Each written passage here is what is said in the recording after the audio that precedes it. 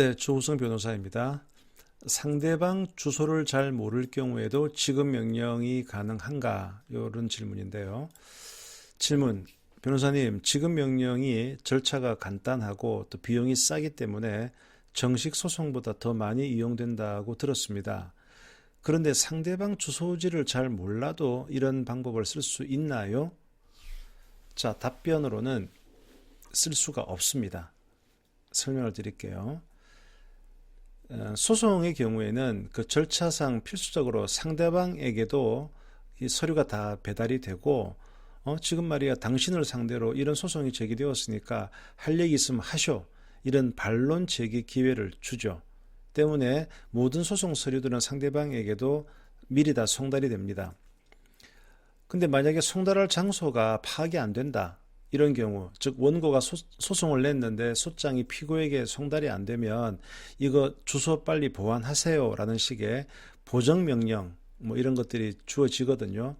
그러면은 내가 이 사람 주소를 몰라. 그런데 내가 이 사람의 주민등록번호는 알아. 또는 이 사람의 핸드폰 번호는 알아. 그러면 뭐 주민등록 초본을 법원의 허락으로 떼든가 안 그러면은 통신사에다가 사실조회 요청을 해서 이렇게 받아올 수 있는데, 이렇게 주민등록 초본을 뗀다든가 통신사에다가 이 사람의 인적 그 정보를 알 수 있는 것은 법원에서 그런 명령을 내려주기 때문에 가능합니다. 이것을 보통 사실조회 신청이라고 하거든요. 즉 소송을 진행할 경우에 주소를 모를 경우에는 법원을 통해서 여러 가지 방법으로 사실조회 신청을 해서 주소를 파악하는 방법이 있습니다. 그리고 정상적인 송달 절차를 밟아도 송달이 제대로 되지 않는 경우에는 공시송달이라고 하는 비상조치를 써서 법원 게시판이나 또는 인터넷 사이트에 일정 기간 공지된 것만 가지고도 송달된 것으로 간주하고 재판을 진행하기도 합니다. 그런데 이 지급명령 신청은 한쪽 얘기만 듣고 진행하는 재판이라서 일반 소송보다는 훨씬 간단하다 그랬죠. 때문에 지급명령 신청에서는 이런 사실조회 신청이 허락이 안 됩니다.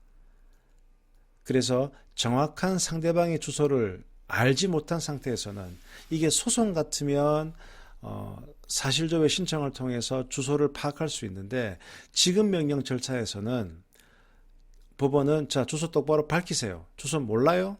그러면 지급명령 안 받아줍니다. 이렇게 가버리는 거예요.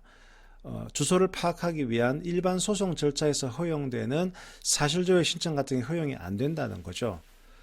그래서 송달 자체가 안 되고 있다, 또 주소도 모른다, 그러면 지급명령으로는 더 이상 진행이 안 되고 어쩔 수 없이 인지대 더 내고 소송으로 발전을 해서 소송 과정에서 사실조회 신청 등을 통해서 주소를 확인하는 그런 절차를 밟아야만 됩니다. 그래서 주소를 잘 모르는 채무자를 상대로 청구할 경우에는 지급명령보다는 바로 소송을 제기하는 것이 시간 절약이 되고 실효적인 방법이 될 수가 있습니다.